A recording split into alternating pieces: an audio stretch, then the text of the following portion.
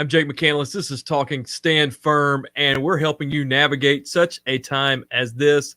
And it is such a time, isn't it? I mean, we're doing this. We're in the middle of it, looking at Scripture, trying to walk through the truth and know how to be prepared, how to remain faithful, how to stand firm, and how to shine in a dark and depraved generation that we're in. And so we talk about navigating such a time as this. I mean, we're doing this as there are rockets being fired into Israel, which we've been talking about for the past 2 or 3 weeks. We've been talking about biblically our relationship with Israel and Israel's future. I taught last night on the promises that are still on the table for Israel. And there's just a lot of talk, a lot of questions. I mean, whether people follow prophecy or not, when they see what has happened in Israel the last few days, it definitely triggers Israel prophecy, which is good. It's good we make the connection. And then the questions begin to roll in. What's going on? What is this? Well, that's what we want to help you navigate. We want to look at the word before we look at the news and say, okay, what's coming? What's going to happen?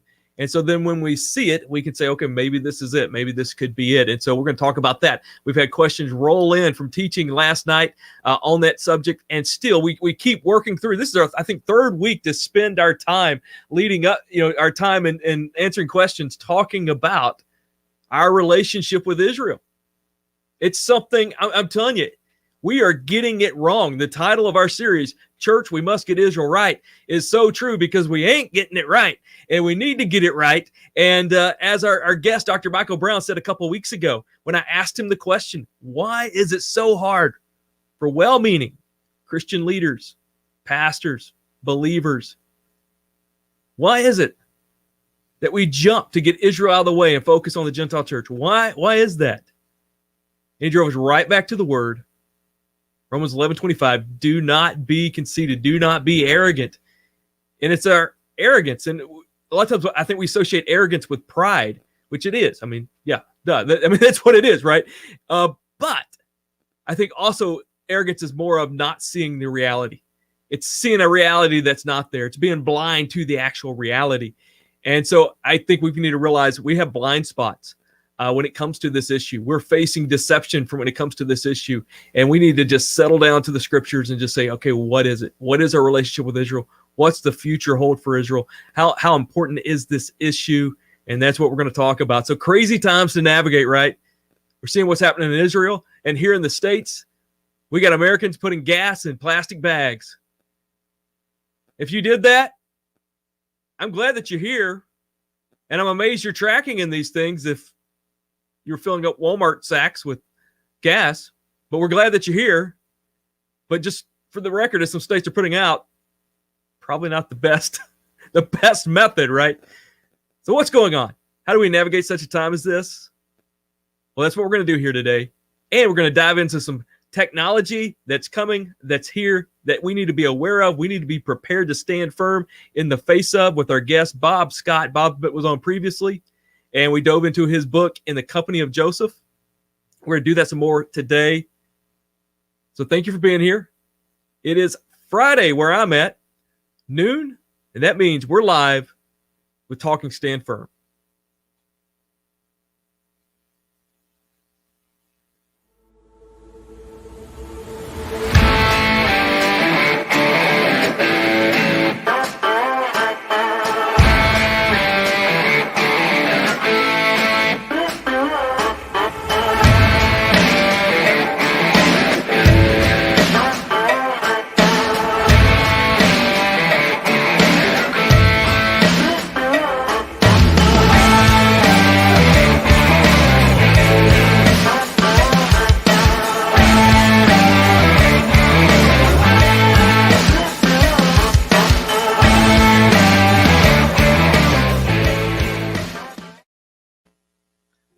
Doing this when everything is just theory. It's just trajectory that some of the things within scripture might happen.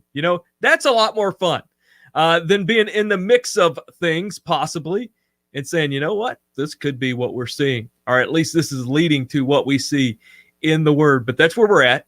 We're not navigating vague times that we know that's we may never see, but we're navigating such a time as this.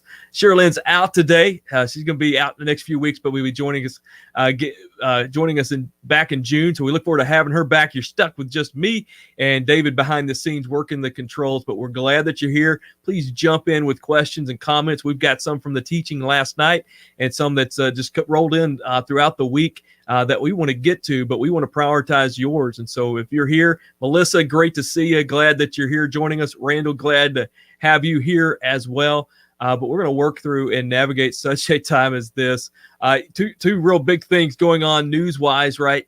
As we've got, seems like constant shortages and challenges here in the States. Gas shortage, possibly, or at least the fear of one going on as the result of the possible cyber attack on the Colonial Pipeline, which they're in the southeast. But then I know other states being affected by just people rushing out, getting gas, stockpiling, the toilet paper of 2020 issue all over again with fuel. Nothing new, right? We've seen these shortage time before, whether this is something long-term. I know here where I'm at, Northwest Arkansas, the initial rush took some stations out of fuel, but it was fine yesterday, and maybe it's fine today because I need to get some fuel myself. So if it's not fine where you're at, let me know. I'd love to see what's going on and see the craziness that you're experiencing. And so, of course, questions always come up. Okay, is this the end? Fuel shortage, ketchup shortage. I mean, that's, I think, the big concern, right? It's crazy. I'm a huge ketchup fan. I've not had ketchup in over almost a year, coming up on a year in a few weeks. So I guess I'm doing my part to help out in the shortage. So thank you. But I mean, what does that mean? What does that lead to? Where we're at? What does that describe? Well, maybe we'll get to. Doug, hey, great to have you. Still out of gas in my town, North Carolina. You're there in the hub in the area greatest impacted. Crazy. So, Doug, I guess you're at home, right? Well, let us know.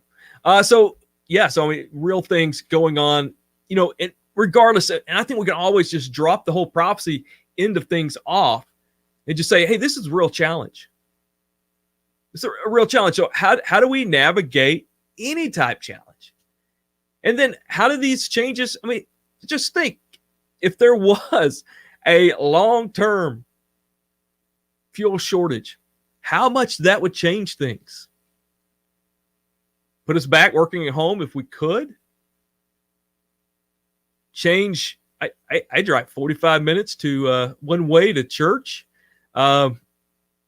Changing that dynamic. Just the little, what we would see is maybe little blips have a big impact. I think anytime we get into changing, altering how we're doing in our gathering as believers, that puts us at risk of someone walking away. And we can say, well, maybe they weren't grounded to begin with, all the things that you could say there, but whatever it is, it happens, and it's a struggle and it's a challenge. And that's what we want to just say, hey, challenges are here, challenges are coming. We need to know that's just part of life. We need to know, as we see Peter writing, do not consider it strange when such fiery trials face you. So I think that's something we just need to have in our mindset, that we're going to persevere, we're going to endure, whatever that is. I tell you, it's crazy.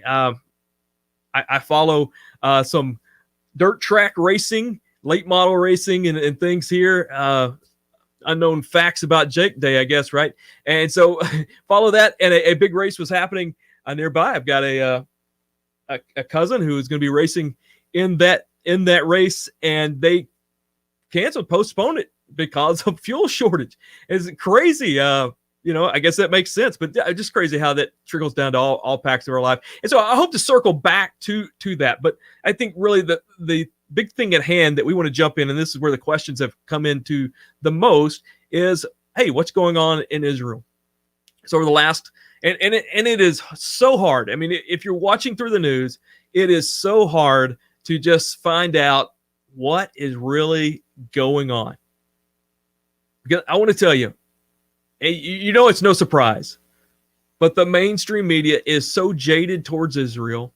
It's very hard to get a straight scoop. I'll tell you, I'll encourage you. If you don't follow Frontier Alliance International, their app, FAI's app, they do a news report called The Wire. They've had some great insight on the ground. Well, I won't say unbiased, because we definitely know it's a leaning heart towards Israel, but at the same time meant to be, hey, these are just the facts. This is the reality going on the ground. I encourage you to check that out. I had the opportunity to see a conference call of some leaders, Christian leaders there in Israel, and hear some firsthand reports and the reality going on the ground. So, of course, it begins with in Gaza, just this small 25 square mile square. I mean, this is all the land we're talking about as Hamas, the terrorist group there, sending rockets into Israel. And it's so crazy we use the word rockets. I don't know if there's any other military conflict where we use the term rockets. If someone could address that, I'd love to hear that. Because I think even the phrase rocket that is used to describe what Hamas, what's happening in Gaza is a bias there. I mean, anywhere else I think it's accurate, because if you look at what's being done, it's like October Sky. It's if you remember that movie, I mean, it's like Hobby Lobby model rockets with missiles being shot in there, which I'm not downplaying the danger of it, because it's a very real danger. And so I understand why you were calling it rockets. They may be accurate, but at the same time, that seems to take away the danger part of this. I mean, this is a missile. This is an explosive. This is artillery round. This is ammunition being sent in to harm, to kill, to destroy. And so the last number I saw, over, I think 2,000 to 2,500 of these have been sent over. Of course, Israel is protected with the Iron Dome, a missile intercept system that is intercepting these rockets. And again, I think, doesn't it change it when you hear, let's call them bombs? There we go, right? Bombs, not rockets. I mean, yeah, they look like, souped up model rockets, but at the same time, they are bombs. They are explosives that's being sent in. And many of them are intercepted by the Iron Dome. For the most part, I mean, this is just a regular deal. Seeing a statistic, let's see where this is coming from. Coming in right now, since 2012, I can't see the date of when this was published, but since 2012, 12,000 rockets being sent over from the Gaza Strip. The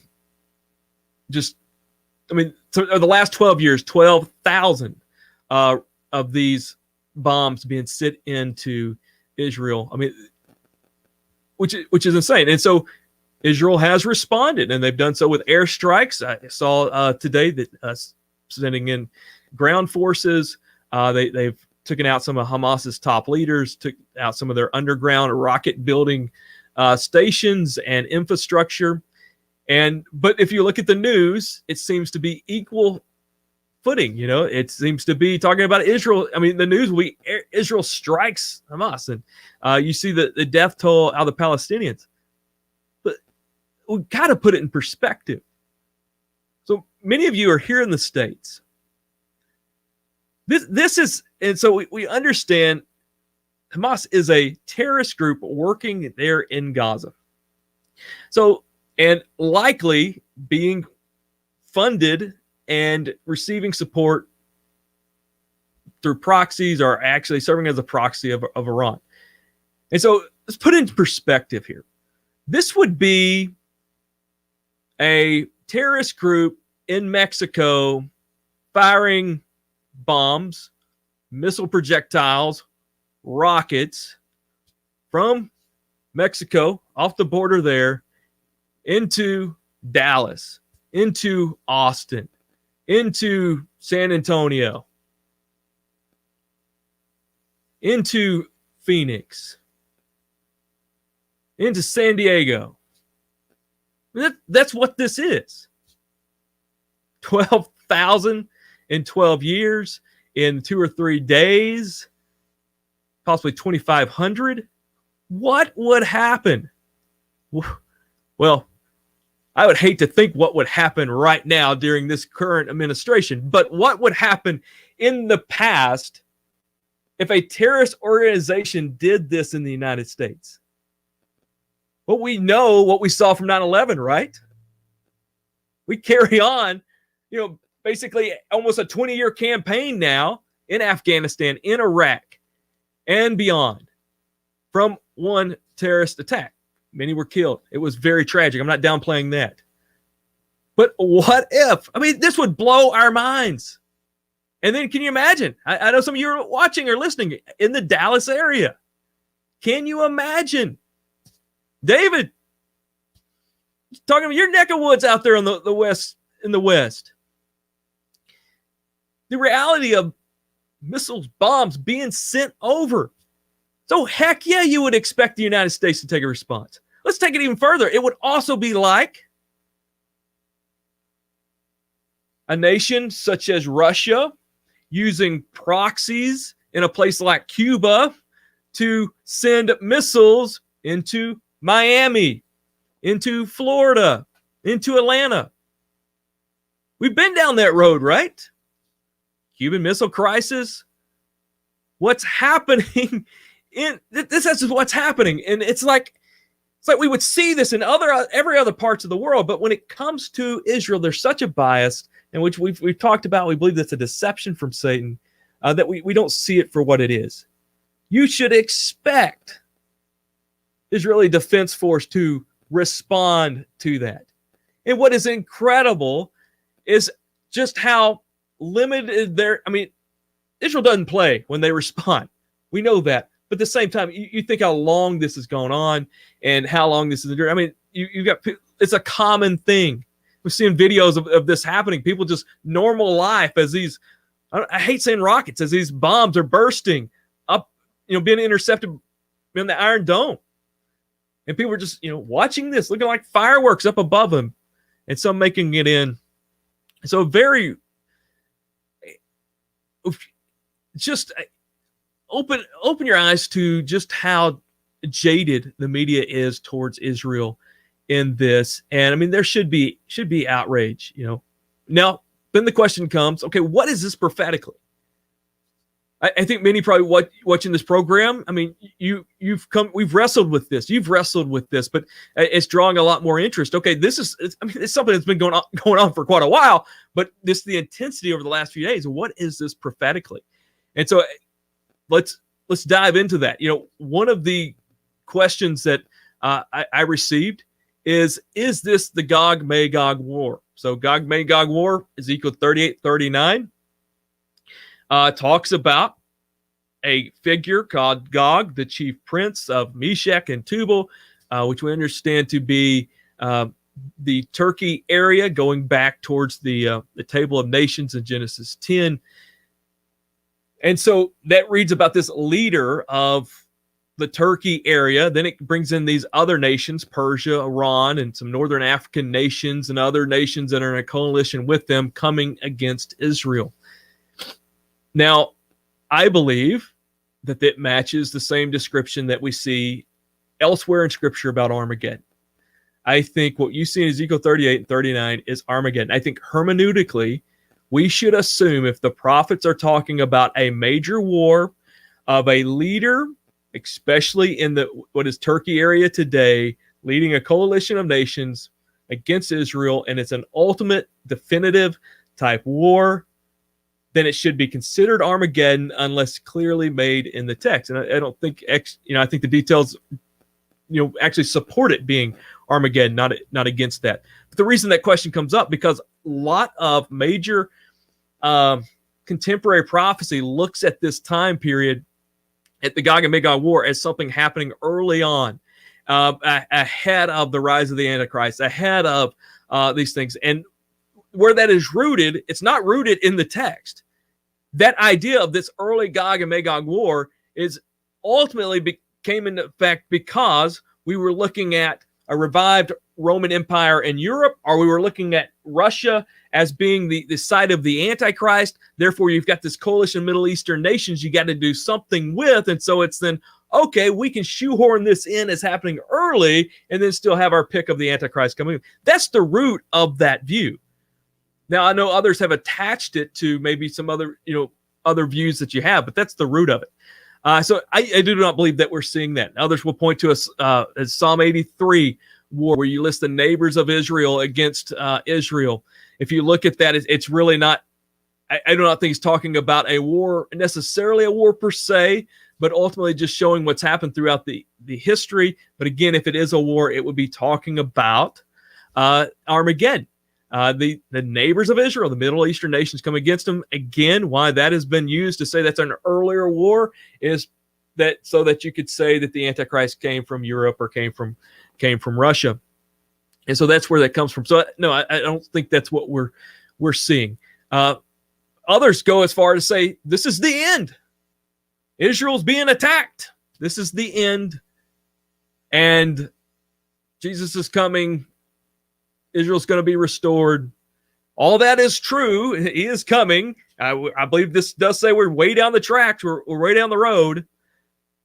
But Scripture is shows, no, we do not have the day and the hour the Lord will come back. But he says we will know the season. And that's because it's spelled out in Scripture. We know there's going to be a progression of the rise of the Antichrist. So, I think Daniel 8 talks a lot about this. Daniel 8 talks, as we believe here, we've talked about that it's not all historical, but much of it's happened in history, but it will be repeated and be fulfilled to a T in the future. And it talks about Persia, Iran rising, spreading out power throughout the nation, throughout the Middle East there, and Turkey coming against it, coming to war with that. And then from Turkey's rise and defeat of Iran, or overtaking of Iran, then eventually it will come into that being divided up. And then from that, the Antichrist coming. And then Daniel 11 talks about a campaign that the Antichrist does, and two groups of nations, the nations of the North Middle East, led by the Antichrist, and of the South, and them coming to battle. And then he turns against Israel. So we see that. But we do know also, leading up to this time, is that that 7-year time clock begins. Daniel 9 talks about this with this agreement, this strengthening a covenant, or reaffirming a covenant with Israel, which we would think, which seems to be a peace treaty type thing. And so that's got to happen. And then the Antichrist breaks that in 3.5 years after that, after making that.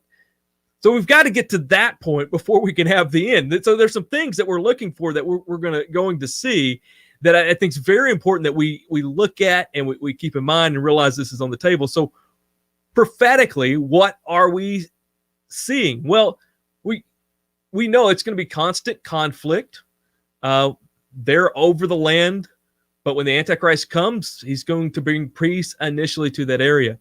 And so if anything, what we're seeing, if this is, if we're in that day and age, then what we're seeing is the events that are leading to make this covenant.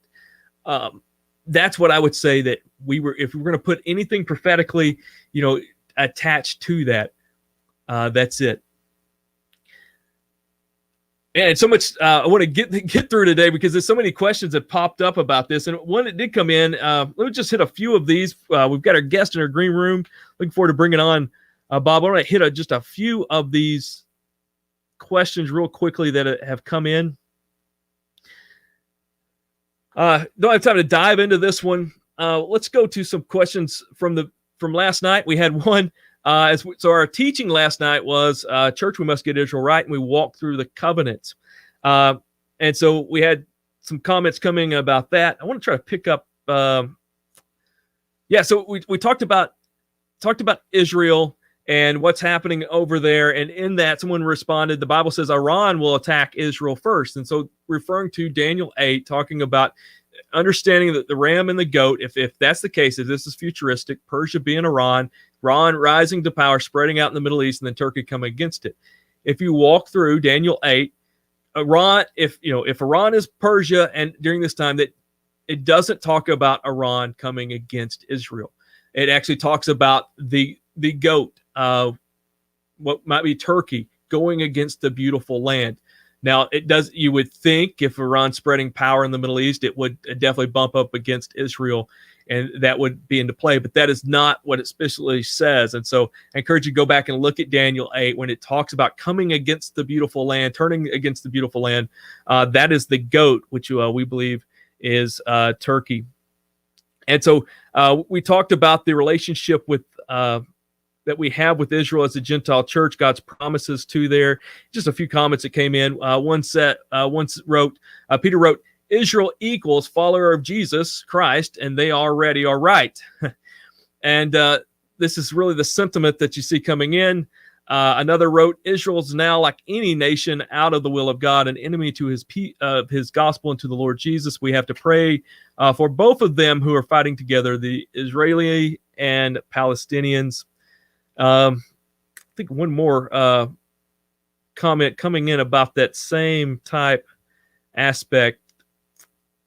But you get the picture, and that's really the sentiment that keeps coming across as we've been teaching on Thursday nights, that God still has a unique calling on the nation of Israel. And yes, it is true. Most of the nation of Israel is apart from God because they've not accepted Christ. They've not accepted the Messiah.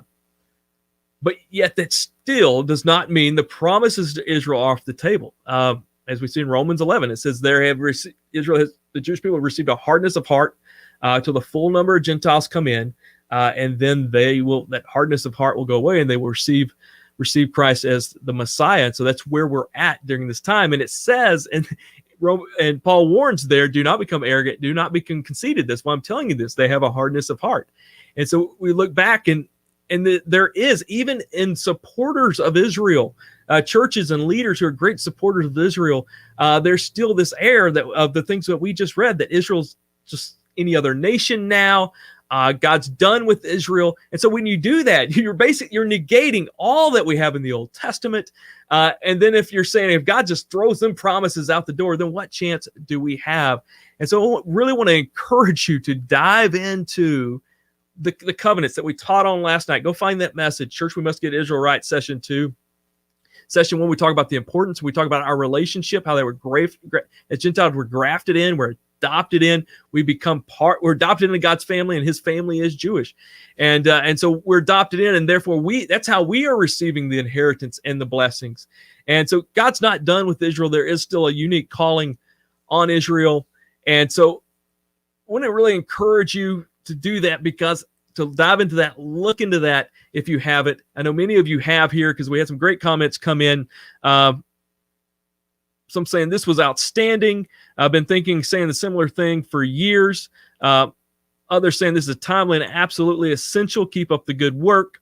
Thank you for your resistance and persistence. God is calling out sleepers on this subject.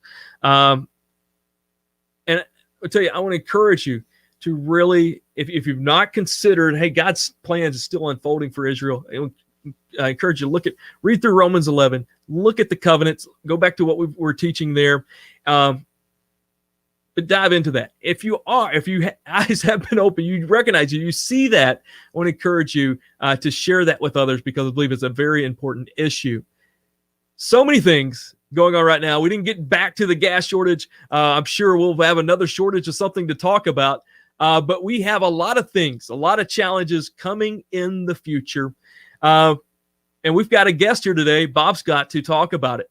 So Bob is the author of the book In the Company of Joseph, and a powerful book talking about really the rise of technology, the challenges that come with that, but then how we can be Josephs in this age, which I think is a phenomenal topic. Bob is a business coach, business leader, church planner, done it all. He's ahead of the curve of what's coming, speaks into it, and does something about it. And Bob, we're so thankful to have you on. And my introduction was terrible, but I want to get to Shirley's the introducer, and so I just totally bombed that. But we're glad that you're here, and looking forward to this conversation. Bob, every time I talk with you, you just download so much into us. I'm always better after our conversation. We've had we've kept in touch through Facebook said hi here and there. But I've had like 3 real conversations with you over the last 5 years. Every bit of it, the Lord has used to be a catalyst in my life. So you were here a few weeks ago. We talked about the burden of the prophetic voice, and just a powerful episode. I encourage everybody to go back and check that out. But Bob, today we want to dive into what we didn't get to last time, talking about your book In the Company of Joseph, and then talking about some of the tech issues, artificial intelligence, these things that are here now that we're encountering, and they're going to grow, and we don't know anything about. I don't know anything about. Bob, before we get into that, how are you? I'm good. It's great to see you again. And I'm sort of looking forward today because based on our last conversation, it was so stimulating. So hopefully our dialogue will be of benefit to your listeners, and we can bring some fresh insight into where things are headed and what's going on behind the scenes. Yeah, and so I mean we're taking a big abrupt from where we are, because we've been teaching about the relationship the church has with Israel. And of course, that's all over the news right now. A lot of questions coming out with that. So we were dealing with those questions. And so, but I want to really focus us in on this topic. But Bob, you're not in Arkansas now, but you spent some time in Northwest Arkansas. Did you become an Arkansas Razorback fan during that time?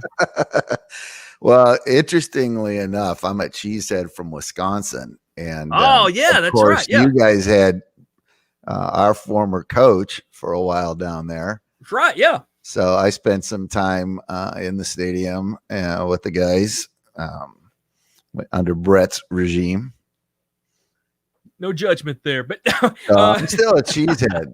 So you got to understand, I'm a Badger fan before I'm a Razorback fan. It's in my blood. Gotcha. So today, something very exciting. I don't know if you've caught it. Came out of the Razorback camp, coming out from as the athletic director made this announcement that the University of Arkansas is starting the first intensive program to really get ahead of the curve for student athletes and their name, image, and likeness. And so they call this program Flagship. So they've partnered with all these major corporations up here in Northwest Arkansas. Advertisement firms, platform firms, all these things, and made a fantastic pitch today. That's just basically, hey, if this, because the thing's happening, it's coming up to be voted on, I think in January, of college athletes receiving funds based off their name and likeness and those things. Which, as a college football fan, I don't like that, but I was blown away at just how forward thinking this release was today, because I think across the board, many who would be invested in college athletics do not like this turn of events, but that's where things are headed. And I was so impressed. There's few things I read and I'm like, man, that was genius. This was, well, of course, this was incredible. Marketing ploy. Yeah.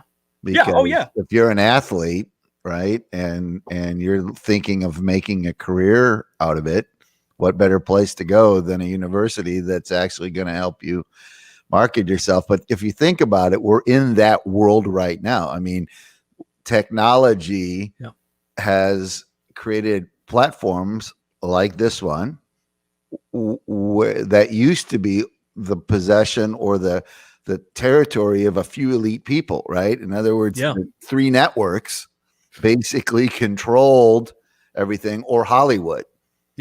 And through technology now, somebody that no one's ever heard of can suddenly, market themselves. So we're in the age of self-marketing. So it was going to end up this way anyways. I mean, this is just where things are headed. So. Yeah, I mean, exactly. I mean, what we're doing here at Stand Firm would not be possible at least to make some noise. 20 years ago, that's what we would not be doing this. Not at all. But it got me thinking about, even within church life, within Christian life, there's a lot of things we probably look out technology-wise and we're like, I don't like this. I don't like where this is going. I don't want to do this. But yet to press forward, and even though this is where things are going, to get ahead of the curve. And so you said something last time. I asked you what it meant to be a Joseph, and you said to not just be prophetic, but to also have a solution. Yeah. And again, I need to get you a check in the mail. So I left. So at that time, Lord has been dealing with me about locally where I pastor. That when we'd been meeting outside throughout this COVID time, and we're like, when we return back in, we can't be normal. We've got to be changed through this. And so, but that phrase, Jake, if you're looking at seeing things ahead, create a solution. So we actually completely changed our structure 2 weeks ago, moved to not just small groups, but basically turned into 3 to 6 church plants from just our small one struggling church plant, and getting smaller, getting local, but then and adopted this disciple making movement, discovery Bible study process. And it's been incredible the last 2 weeks seeing that unfold. And so I want to thank you for that. But how could you speak to us as church leaders, as believers, as there's things that I don't like where things are going, but how that, and you talk in your book about not being early adopters, not being laggards, which I love that term. How could you encourage us to be early adopters and to get out in the curve like what we saw from the University of Arkansas today? Well, just to backtrack a little bit, if you may not remember this, but one of the things that I talked about in the book was that I believe that the expression of Christianity is going to change in a single generation. So hearing you say we're re-looking at everything is encouraging to me, because there's a shift. There's a massive shift in how we're going to live our lives. And I think one thing that COVID brought to the forefront is the weakness behind large institutional religious organizations that are centrally located in a massive building. People probably aren't aware of this because it's not been talked about, but virtually every mega church in America ended up taking PPE money from the federal government to stay afloat. Yeah. Which is very interesting, right? In other words, they took those loans. You're right. The little churches didn't need to. The ones that are relational, yes, and small and mobile and flexible.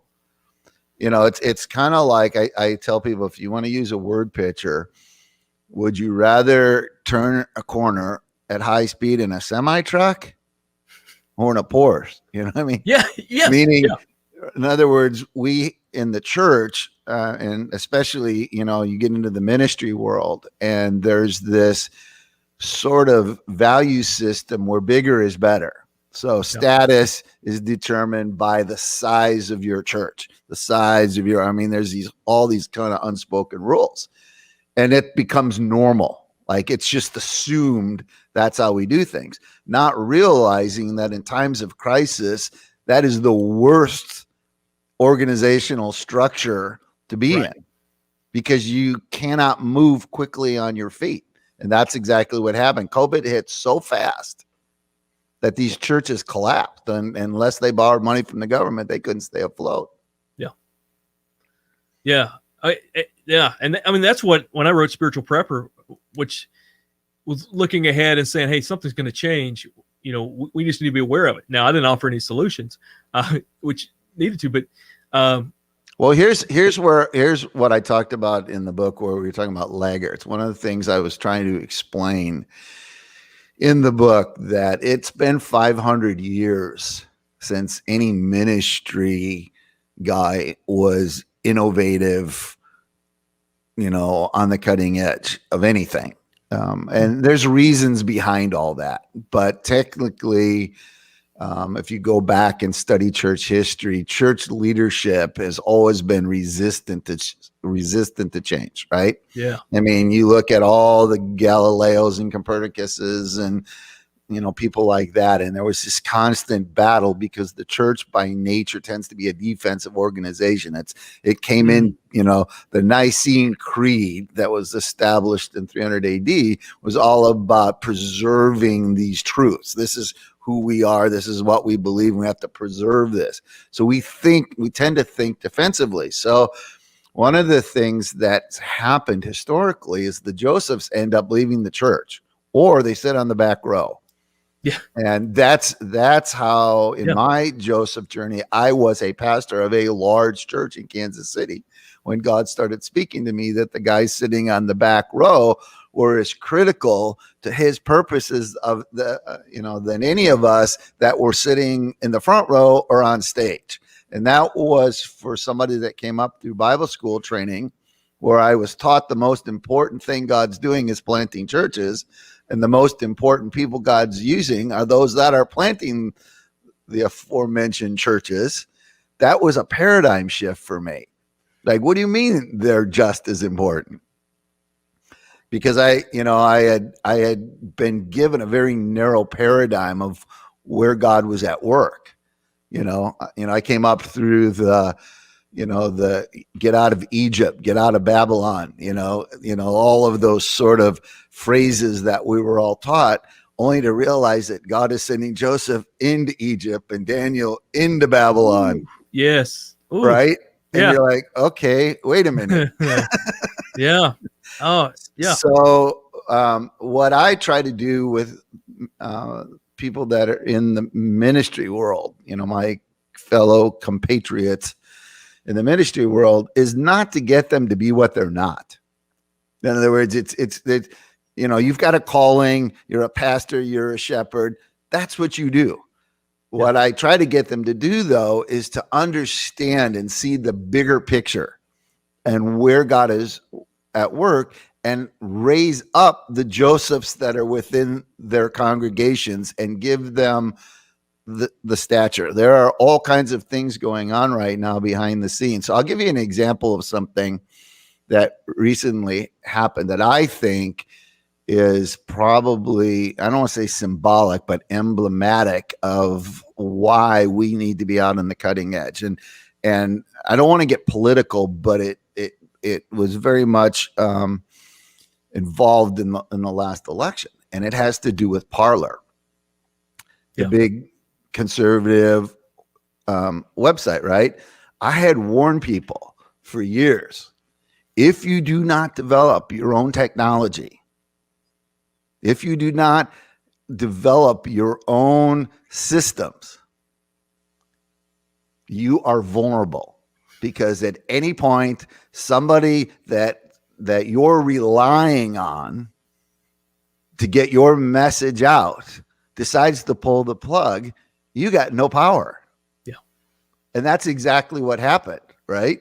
And I mean, think about how fast this happened. Suddenly, boom, right? So whether it's Twitter, whether it's Facebook, whether it's Parler, you see how quickly voices were shut down? So, again, it's not a political situation, but it tells you that when you allow yourself the vulnerability of putting your callings or your mission or whatever in the hands of unbelievers or people that are hostile to the faith, guess what's going to happen? So I've been screaming at the top of my lungs, Josephs, rise up and start building our own systems. So, one thing that people tend to misunderstand about my book is I am not anti-technology at all. To me, technology is neither good nor evil. Yeah. It's human beings that have the problem, right? So it's like nuclear energy, right? With nuclear energy, we've lit up cities. With nuclear energy, we've destroyed cities. Yeah, right? Yeah, it's power. It's so true. Technology is power. And we had you.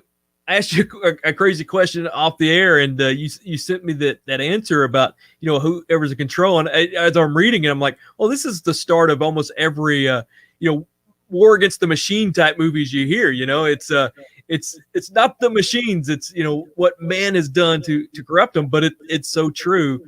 And so speaking on tech, and I know every time we've gathered, we've meant to have this discussion on tech, and then I just always push you to talk about the philosophy of just what God's doing prophetically, because I know it's where I'm at and many listening are at.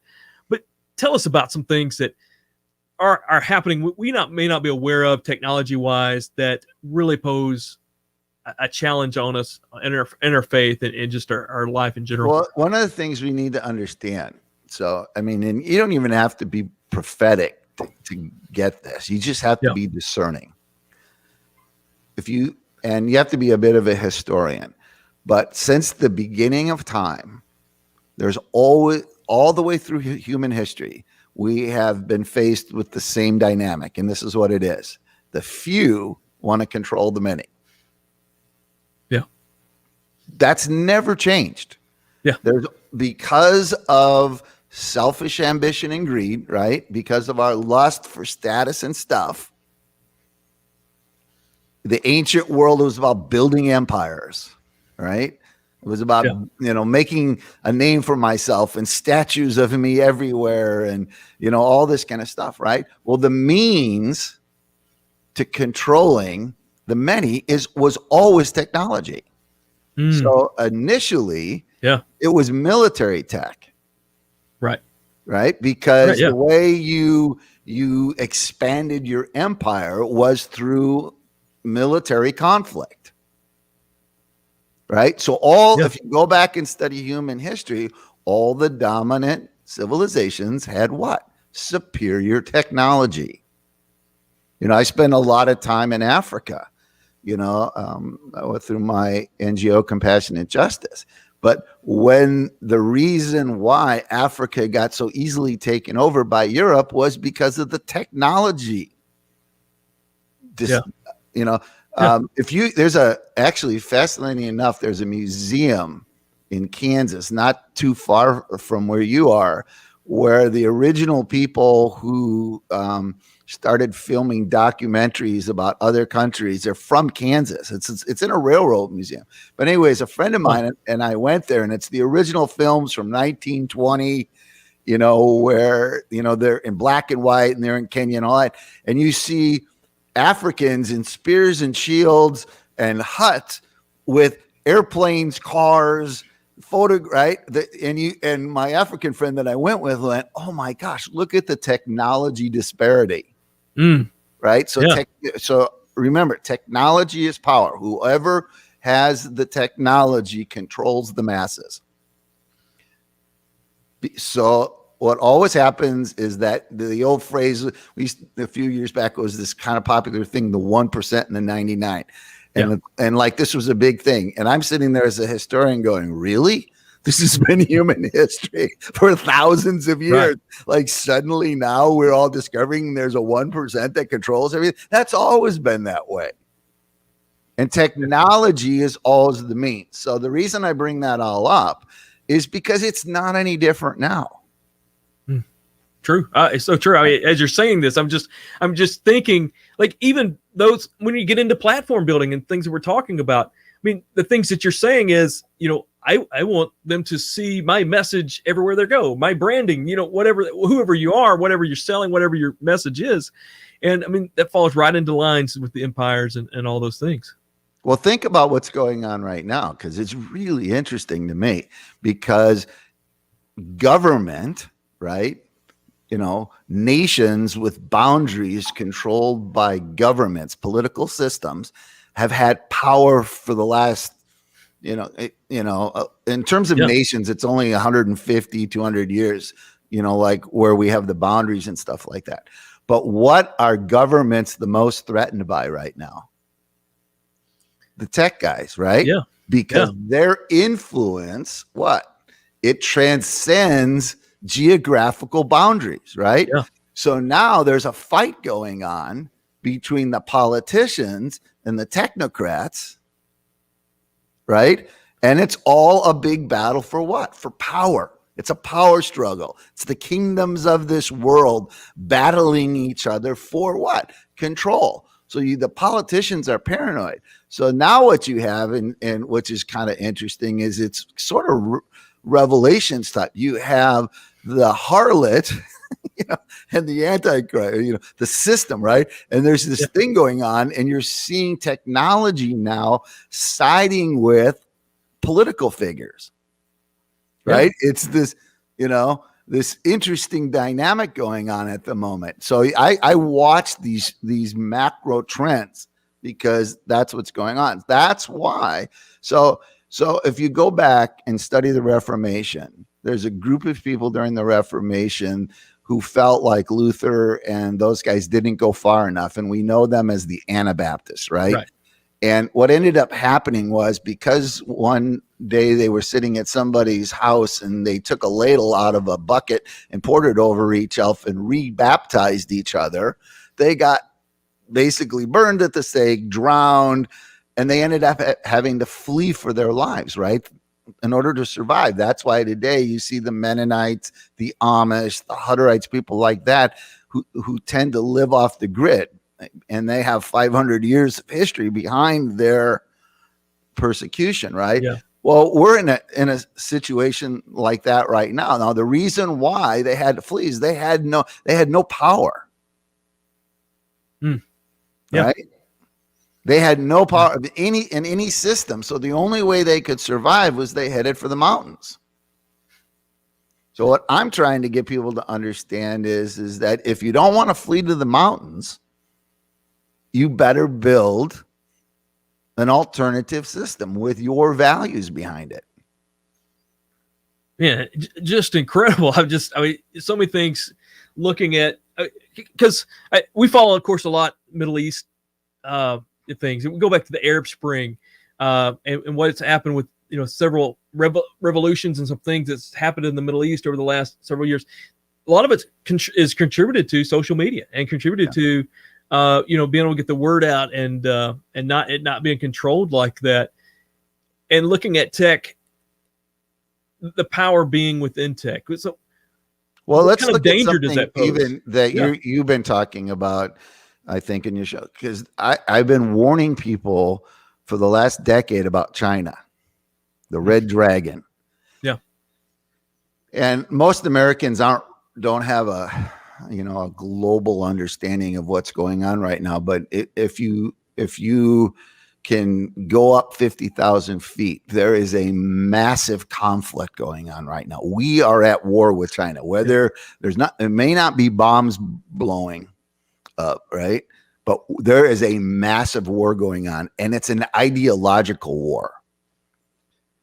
The Chinese come from an imperialistic culture that defers to people in authority. So the 1% controlling the 99%, they think that's normal, and they all embrace it, right? And there's a whole discussion we could have about that. But the Chinese believe that their technology-driven culture, where the few are monitoring the many. Everyone is monitored. There's cameras everywhere. You can't even get on the internet without biometric, engineering going on, and they're selling that to the world. So this is interesting behind the whole COVID thing, right?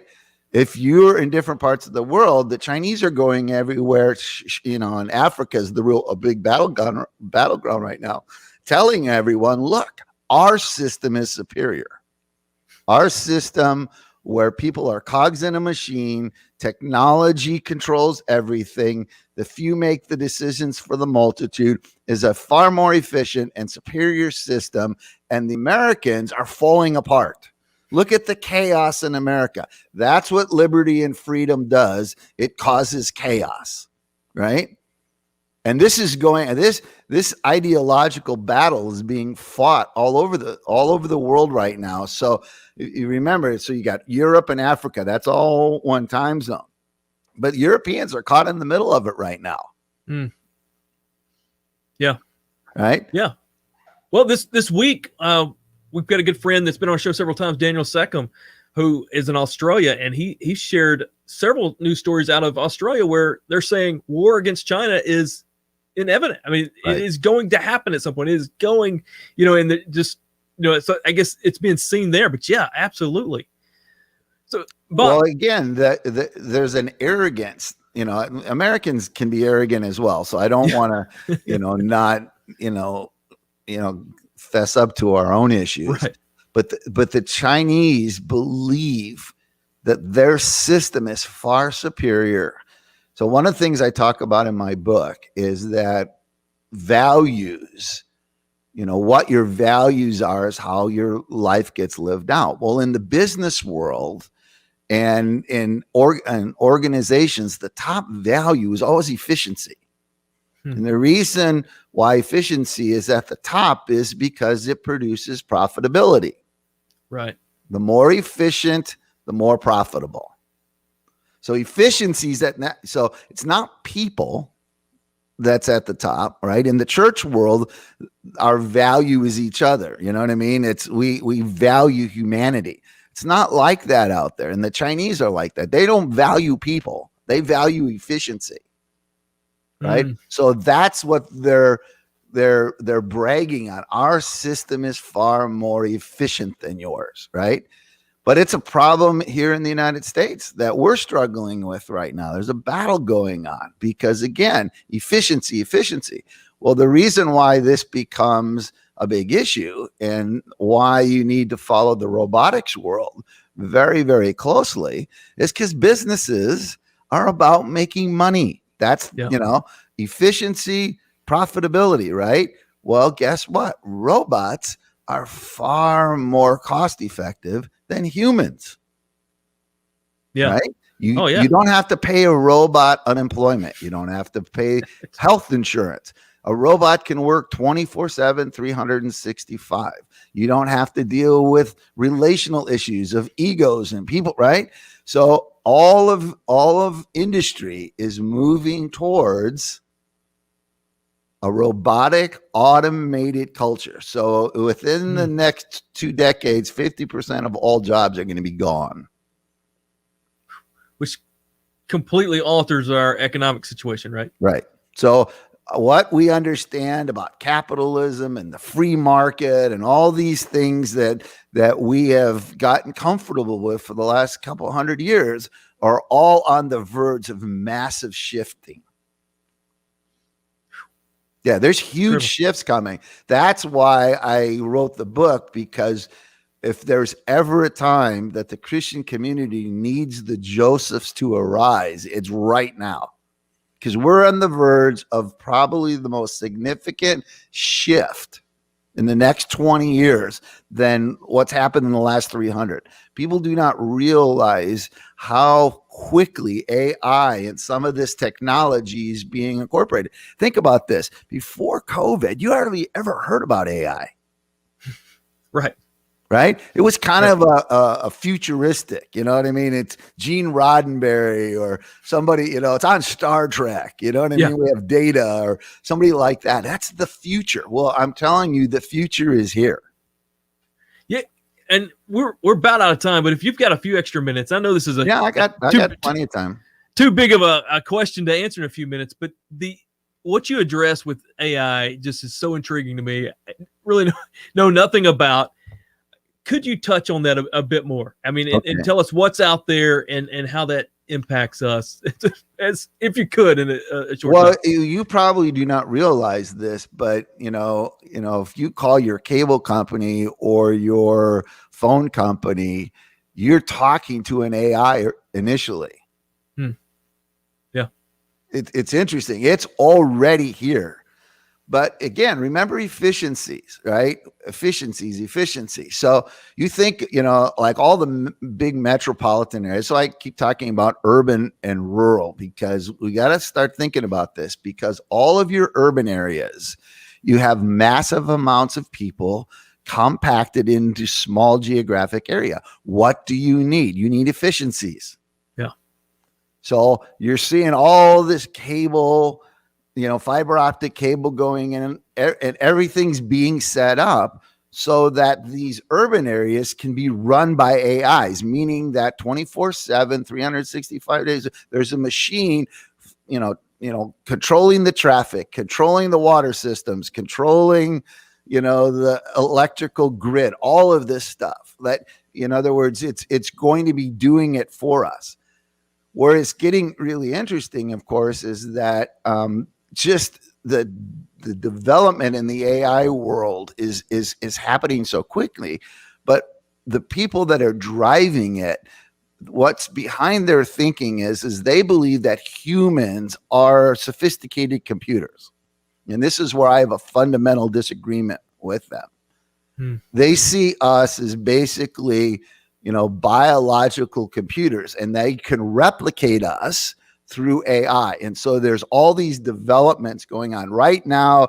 AI it doesn't have emotion. There's a whole bunch of things it doesn't have, but you would be blown away at the technology and the developments that have even happened so far this year in terms of how quickly they're getting there. AI isn't intuitive. And that's one of the things I wrote in my book, is that you've got a whole group of people out there who actually believe that AI is the answer to solving all of humanity's problems. They see us as the problem. In other words, humans with egos, with emotions, with insecurities, we're the problem. And so they are on a mission to create. And again, we're back in the Garden of Eden, right? Because in the Garden of Eden, what made you God? The acquisition of what? Knowledge, right? Yeah. Right? Knowledge is what made you God. Well, think about this. We're moving into an age where we have a machine that has access to all knowledge and can process all that knowledge in milliseconds. In other words, it just runs circles around humans. So these geeky people believe that's our savior. In other words, if we can create an AI machine that has access to all knowledge, and has the capacity to, like the Chinese system, where it's controlling the masses, that's going to bring peace on earth. And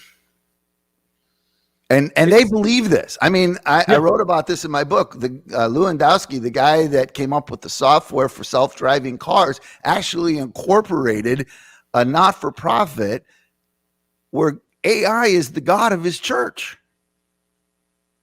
I mean, I'm telling you, people that aren't behind the scenes, that don't see what's driving these people. So the head of A&R at Google, Ray Kurzweil, believes that within a decade, we are going to reach what they call the singularity. And the singularity is when they've perfected an implant that goes into our mind that we can connect then to the internet. And Kurzweil believes that when we reach that, where man and machine become one, and mankind has access to all knowledge, he believes we will become God. You see where we're going? That's why the subtitle of my book is When the Past Becomes the Future, because we're back in the Garden of Eden again. Yes. It's the same thing. It's like if we can gain knowledge, we will be God. And now we have a machine that can process all knowledge in the world and can give us answers. But as you're saying this, I'm just thinking, if you did not have a Christian worldview, biblical worldview, then this would make sense. I mean, you could see where this, because we are the problem. And that's as it is. But if you don't have, as you've talked about, values, and I hope those, if you're watching, if you're listening, that's what you're seeing here, is how important it is, our values in which we have with this. And this probably is not going to make any sense to anybody listening. So I even hate to claim this, but I've got hooked on the Netflix show, The Crown. Have you seen that? Yeah. So I'm like a fan. I'm like all about, keeping up with the royal family now and all this stuff. Anyway, but there was an episode, I think it was like season 3 or so, where they're watching the Americans land on the moon. And it's, of course, based off some history. But in it, it's showing Prince Philip wrestling with the meaning of the world and all these things, and looking at technology holding the answers. And throughout much of the episode, it was like, oh yeah, that makes sense. This was such a big thing. And then it comes back to, at the end of the episode, that, ultimately it's still the faith, because faith still plugs into making things beautiful and connecting things. And I've retold that. And I know if it was like the Lord was working in me as I'm watching that. And so I know I can't reproduce that message there with that, but that battle, you mentioned Elon Musk. Yes. Now, the reason why Elon Musk fascinates me is he's sort of, again, emblematic of what's going on in the tech world. He's been the most outspoken against AI. Yeah.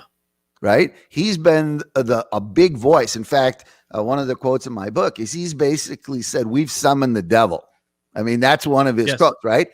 But who's out on the cutting edge driving all of this, trying to reach the singularity before everyone else? Elon Musk. And you see what's going on here? It's the ego. It's that need, right? All of these tech guys all want to go down in history as being the pioneer, the guy that got there first.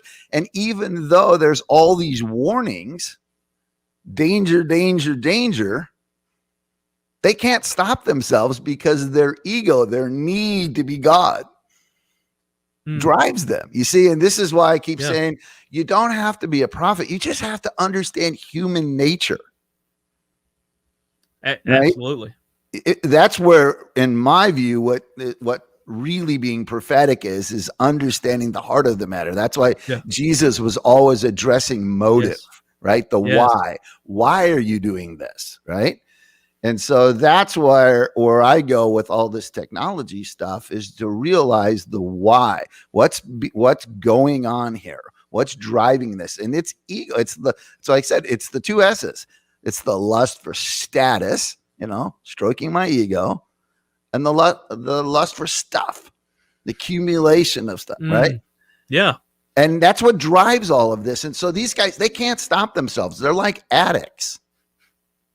They can't stop, right? Because they're so driven to be on television and be the guy so it's like I wrote in my book, we are hurtling at high speeds down roads in the darkness with bridges that have been blown out, and there's crashes coming. So, the reason I wrote the book is that I believe that God always has an alternative, that the kingdom of God has a different value system.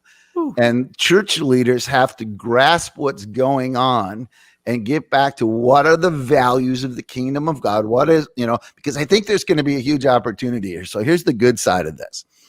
The problem with AI is it doesn't have a spirit, right? And God put a spirit in us, right? So with all of the practical things that AI may be able to solve, it will never fill the human spirit. Only the Holy Spirit can do that, right? So I believe that what's actually going to happen, in all of their arrogance, they're actually going to create a vacuum, that the Christian community is going to have the most incredible opportunity if we'll get back to the fundamentals. Because the early church was relational. Yes. Right? So remember, there's this drive for efficiency and organizational efficiency, right? And the church has fallen into this trap. But what people are desperate for is relationships, where we were pre-wired to be relational. We need each other. That's why we have families. We were created to exist in communities. AI can't give us that. Yeah, which we see, right? Because social media has connected us in a way unlike anything else, yet people are lonelier and dealing with depression and isolation more than any other time in That's history. exactly right. You see what's going on? So this is what, these are the unexpected consequences. You know what I mean? It's like, oh, this is so efficient. Look at what we're doing. We can get all these people, at one time through this, right? And we think we're meeting a need, and yet we're creating another problem. And I wrote about this in the book. It's epidemic. Teenage suicides are off the charts. Yeah. And again, the church world, the Christian community has an incredible opportunity here if we'll see it, to meet a need that technology cannot meet. Wow.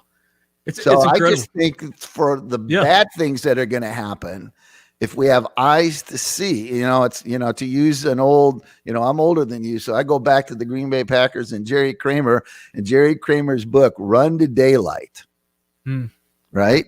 There's a crack in the wall. And if the church leaders have eyes to see and ears to hear, if they hit that hole and build relational communities, they're going to be absolutely blown away by the people that'll come, because that's what people are looking for. So how we fail as believers, and I guess really as churches in making impact in this time, is if we continue the efficiency model. Right. If we try to repeat what they're doing, that's how we fail, right? If we don't show our uniqueness. Well, again, what we don't do is we don't take time to do to look at the kingdom of God and what is its value system. Yeah. Think about this. All of your decisions, whether you realize it or not, are based on your value system. Most people couldn't, if I asked you what your values are, they couldn't even answer that question. Yeah. But I can tell you by where you spend your money and your time, what your values are, how you respond to issues, right? That tells you what your values are. But people don't stop and actually think it through. And I think what's happened in the church world, is we've gotten caught up in the secular kind of thing. In fact, if you, this is what I talk when I talk about the fact there hasn't been any innovation. Virtually every model of organizational management that church leaders are taught at any seminar thing they go to is basically ripped off from somebody out in the secular world, and they put religious terms on it. Yeah. Yes. Guilty. Right? Yes. It's repackaged with a religious wrapping to it. Yeah. But it's somebody else, right? There hasn't been anything original out of us. So what ends up happening is a lot of these Josephs, because the church world hasn't given them room and hasn't acknowledged who they are, they either sit in the back or they don't go. And this is what I discovered in my world. Well, I've spent my whole life dealing with these guys, and every one of them feels like an alien at church. Yeah. It's like, if I'm not in the children's ministry, you know what I mean? If I'm not on the worship team, I'm not an elder at your church, right? Then I have no value, except for if I give you a check on Sunday. Yeah. And so my only value to you is my money. Yeah, and it's so crazy because I did a very large survey nationally of pastors, just cross section, and we asked one question: what's your greatest frustration? Every one of them it was the same thing. They may have said it differently: apathy, lack of commitment, the lack of participation. I just saw Tom Rainer released a article about the reasons pastors leave, and the very top of that was it's no one's doing anything, but I believe we've created a system that keeps people from doing that. And so, pastor, it's not, I really believe, and I told my congregation, you can see where pastors would come from with this, but I don't believe it's apathy in the pews. I mean, I know some of that exists, but that's not the big issue, because people wouldn't be there if they didn't love the Lord. They didn't want to see that transformation and power worked out. We've created a system that leads to apathy. And as you're talking about, and we need to find a way that releases, I love how you say it, Joseph. My friend George Barna, you look at his stats and you have 70% of the millennials who grew up in the church won't even go in a church. Yeah. And 35% of that 70% think church is evil. So obviously, and this is hard. I mean, that's a hard stat for me, because I was a pastor of a church that had a school in it, and we were raising up, Joel's Army and all this kind of stuff. And it didn't turn out that right. Right. Like, the kids are angry, right? Yeah. Then you have my age. I'm 64 years old, and in Barna's world, I'm what's called a done. And the done Terrible term. Are the people that are my age that have been through church their whole life, and they're just tired of the show. They're tired of the 3 songs, the coffee, and the message, and we're out of there in an hour, right? And so what they're doing is they'd rather sit on Friday or Saturday night with their friends, and talk about life and their kids and their grandkids, study a book together, because they're interested in relationships. Right. And we're back to this thing again about relationships. So that's where I think what's happened is the church got caught up in this whole marketing thing. We're going to market ourselves. Right. And you just see all the slogans and the, and you walk in and it's, the coffee bar and the whole thing, and people just going, you know what I mean? It's just like, I just need something simple and real. Like, do you love me? Like, I'm broken. I'm hurting. Yeah. Do you love me? And somehow we've lost all of, our value system. And love isn't, love for the broken isn't at the top of our list, And so now, if you're, I mean, again, COVID, you saw not only were the churches borrowing, to stay afloat, anything ministry to the poor was just gone, right? Yeah. First item dropped, right. And why? What's their biggest expense? That monster building with the huge mortgage that they have to meet every month, right? Yeah. So suddenly, you had all across America, millions of monstrosity buildings that had to have payments made with no people in them. So it's going to be, I find it interesting to see what's going to happen on the other side of this whole COVID thing. Will people come back? Or will they have spent the last year going, you know what? I didn't miss it. Yeah. Yeah. Well, right? I know that in 2012, the burden on my heart was churches, we know it's going to change. Of course, I would have said it was politically, how I would have drew it up, but church is going to change and we're going to be at a crossroads. And how's that going to impact your faith? And I hate to say I don't think we've lived through it all, but we've seen a warning shot with that. Bob, I don't know how this happened. So we had you on to talk about tech and artificial intelligence a few weeks ago, and we spent the whole time talking about the prophetic voice. And one of our best episodes, I mean, it has impacted so many people. We brought you on again, and we did talk about some. We got it in a little bit today, but we end up spending most of our time talking about what the church can do in this time. Bob, you are a gift to us as in the church and as leaders and those watching here at Stand Firm. Bob, I thank you. We're going to have to do this again. And so it's been phenomenal. And we've posted a link to Bob's book there, In the Company of Joseph, When the Past Becomes the Future. You've heard a lot of insight from it. I'm telling you, it will blow your mind. Last time we had met, I was 2/3 through it. And had really dove into the technology part. And so as this week, as I'm working through finishing it, I'm like, oh man, this is all the Joseph stuff I was asking you. Here it is. It's right here. And it's really beautiful because you deal with these very real practical things that are happening, that we're facing, things that, blow our mind, but then you bring us right back to the text. And I mean, as you said, history is just repeating themselves. People's done this before. And Bob, thank you so much. I encourage everybody to get his book, find that. Bob, how can they follow you? Well, either through my Facebook page, Bob Scott, or on my website, Jocom Global, JOCOM Global.com. Incredible. Well, Bob, we get you with bonus time. We'll have to do it again. It was the bonus round, right? That bonus round. That's right. We've got 3 episodes out of it. So, all right, brother. All right. Thank you, Bob. All right. God bless. Well, thank you, everyone.